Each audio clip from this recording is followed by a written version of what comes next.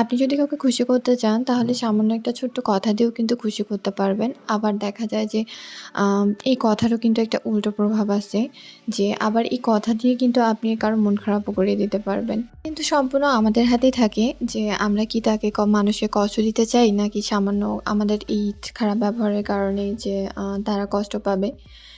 তো এটা আসলে আমরা চিন্তা করি না। আমরা হচ্ছে আ নিজেরটাই ভাবি। আর আমরা সবসময় অন্যকে ছোট করার ট্রাই করে থাকি। যে অনেকেই দেখা যায় যে এই ইনটেনশনই থাকে যে কিভাবে আপনাকে একটু লো ফিল করানো যাবে। আপনি অনেক ভালো সময় পার করতেছেন। বাট এটা কিন্তু আপনি গ্যারান্টি দিতে পারবেন না যে আপনি কখনো খারাপ সময়ের মধ্যে যাবেন না বা আসবে না। অনেকেই আছে ব্লগ ভিডিওকে ভালো চোখে দেখে না। বাট আমি এটা বলতে চাই যে এখানে তো আমি খারাপ কিছু দেখাচ্ছি না। জাস্ট আমি যেটা করতেছি, আমি কোথায় ঘুরতেছি, জাস্ট আমি সেটা শেয়ার করি। অনেকে আছে দেখা যায় যে যারা ব্লগ ভিডিও করে না বাট Facebook চালায়।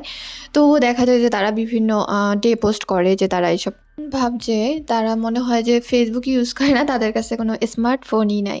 আচ্ছা আপনি যদি এইগুলোকে পছন্দ না করেন, আমি ফার্স্টেই বলব যে আপনার হাতে স্মার্টফোন কেন? আপনি কি Facebook ইউজ করেন না? হ্যাঁ, আপনি হচ্ছে নিজে ভিডিও করেন না, বাট আপনি তো আমি এটা পরখ করেই বলতে পারি, আপনার হাতে যদি স্মার্টফোন থাকে তাহলে আপনি অবশ্যই না অবশ্যই কারো ভিডিও দেখছেন। যদি ব্লগ ভিডিও না দেখেন, বাট আপনি তো Facebook ইউজ করছেন। কিন্তু আমার কথা হচ্ছে আপনি যদি এসব পছন্দই না করেন, মোবাইল ফোন, ভিডিও, ক্যামেরা, ছবি তোলা, তো আ আপনি এসব স্মার্টফোন ইউজ করেন কেন? হ্যাঁ, আপনি বলতে পারেন যে আমি বিভিন্ন নেটের সুবিধা নেই পড়াশোনার ক্ষেত্রে। আপনি যদি বলতে চান যে আমি বিভিন্ন যোগাযোগের জন্য ইউজ করি, ফ্রেন্ড সার্কেলের সাথে কথা বলার জন্য। তো আমি বলতে চাই যে অনেক যোগাযোগের মাধ্যম আছে ইন্টারনেটে, যেমন ইমো, WhatsApp, আ তো এসব ইউজ করতে পারেন। তো গাইস আজকে অনেক বেশি বকর করলাম আর অনেকগুলো নিজের মন খারাপও শেয়ার করলাম তোমাদের সাথে।